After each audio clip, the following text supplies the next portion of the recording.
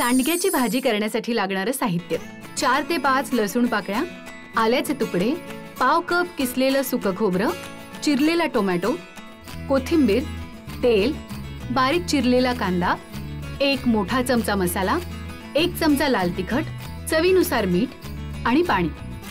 लसूण, आलं, सुकं खोबरं, टोमॅटो, कोथिंबीर एकत्र वाटून घ्यायचं. गरम तेलात सांडगे तळून घ्यायचे आणि बाजूला काढायचे. आता तेलात कांदा सोनेरी होईपर्यंत परतून घ्यायचा आणि त्यात तयार केलेलं वाटण घालून 4 ते 5 मिनिटं हे मिश्रण परतून घ्यायचं. तेल सुटल्यावर मसाला, तिखट, मीठ आणि गरम पाणी घालून उकळी काढायची. आता यात आपण तळून घेतलेले सांडगे घालून शिजवून घ्यायचे. झाली आपली सांडग्याची चमचमीत रस्सा भाजी तयार. आज आपण सांडग्याची रसरशीत भाजी कशी बनवायची ते बघणार आहोत. वाटण बनवण्यासाठी मिक्सरच्या भांड्यामध्ये घ्यायचे आहेत लसूण पाकळ्या, आल्याचे तुकडे, पाव कप किसलेलं सुकं खोबरं, टोमॅटो, कोथिंबीर. आता हे सगळं एकत्र छान वाटून घेऊयात. वाटण बनवून तयार आहे. इथे 3 चमचे तेल मी गरम करून घेतलेलं आहे.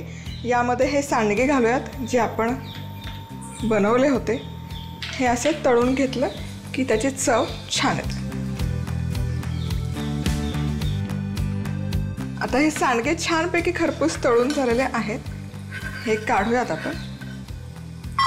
आणि हे सांडगे तळत असताना थोडे शेंगदाणे तळायचे, थोडे कढीपत्ता तळायचा आणि हे खायचे. हे असेच तळलेले सांडगे खायला ना अफलातून लागतात. आता सांडगे तळून झाले की हे बाजूला ठेवूयात आणि याच तेलामध्ये आता घालूयात बारीक चिरलेला कांदा. आणि कांदा मस्तपैकी सोनेरी रंगावर परतून घेऊयात. कांद्याला खूप छान सोनेरी रंग यायला सुरुवात झाली की आता यामध्ये हे जे वाटण आपण तयार करून घेतलेलं आहे हे वाटण घालून घेऊयात.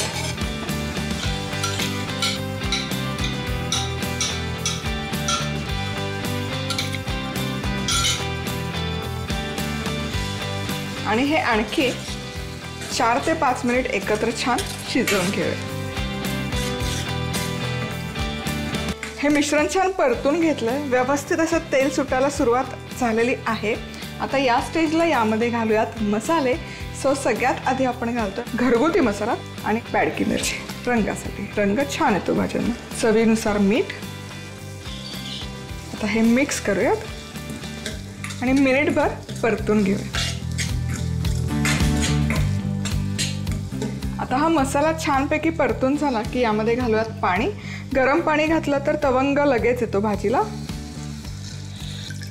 आणि हे सांडग्याची ना जरा रसरशीतच भाजी छान लागते.